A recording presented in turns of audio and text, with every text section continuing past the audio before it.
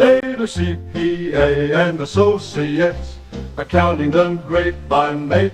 Hi there, I'm Daniel Later, founder of Later CPA and Associates, and welcome back to our ongoing series, Tax Strategy, right here, right now, where we are talking about great ways to reduce your tax bill and skipping all the jargon. So this week, we're going to be talking about hiring your kids and the wage strategies around that. So hiring your kids can be a smart tax strategy, but only if it is treated like a real job.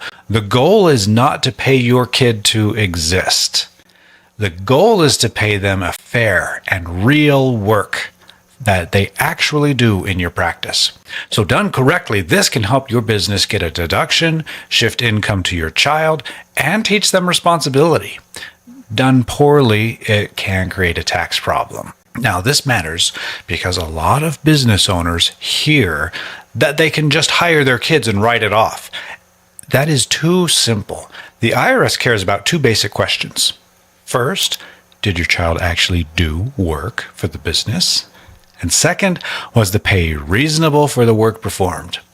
If the answer to either of those questions is no, the strategy can fall apart. So the first key point, the work must be real. Your child needs to do real work that helps the practice.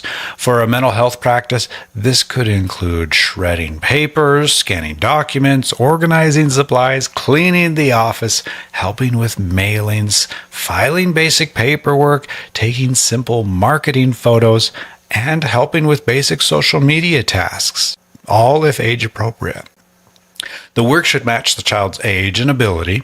A teenager can likely do much more than a young child. Now, a simple test is, would I pay someone to do this job? And if yes, it may be a valid business task. The second key point, the pay must be reasonable. You cannot just pick a high number because it saves taxes. The wage should match the job. Basic office work should be paid like basic office work. Cleaning should be paid like cleaning. Tech or design work may justify higher pay, but only if the child actually has those skills.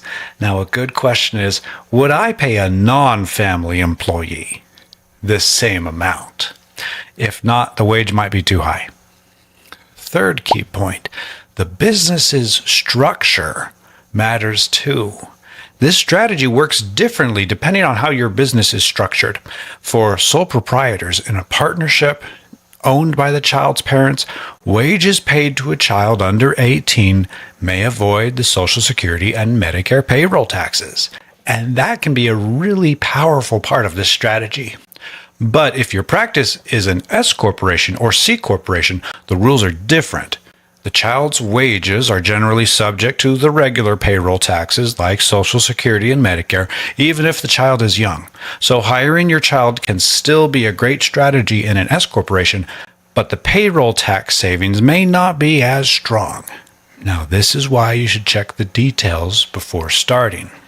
Fourth key point, use real payroll and records. Do not just transfer money and call it wages later. Treat your child like a real employee. This means something like creating a simple job description, tracking their hours, paying them through a real payroll system, issuing a W-2, keeping proof of payment, and keeping notes of the work performed. These records should answer 4 questions. What did they do? When did they do it? How long did it take? And how much were they paid? A simple timesheet can be enough. For example, May 10th, scanned documents and organized office supplies, 2 hours. That's much better than saying, my kid helped around the office. Now, there's some common mistakes I want you to avoid, and the biggest mistakes are paying for fake work, paying too much, paying for regular household chores, skipping payroll, not tracking the hours, giving work that does not match the child's age, and assuming the same rules apply to every business's structure. And remember, tax rules are not the only rules. Some states do have child labor laws, and payroll rules and workers' compensation rules. You have to keep those in mind too. So a couple closing thoughts. Hiring your kids can be a very helpful, powerful tax strategy, but it needs to be real. Real work, reasonable pay, real payroll, good records. If you treat it like it's a shortcut or a tax cheat, it can cause problems. But if you treat it like a real job, it can be a smart way to teach your child responsibility and create a valid business deduction. Let me leave you with a critical thinking question.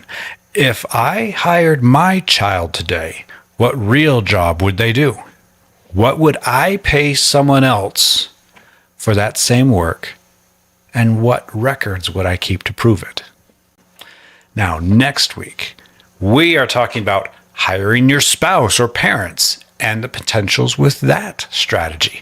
So don't forget to like, follow, and subscribe for future events and tax advice. Visit our website, latercpa.com. Have a great weekend. Keep helping others to help themselves. And let us help you to do just that. I'll see you next time. Bye.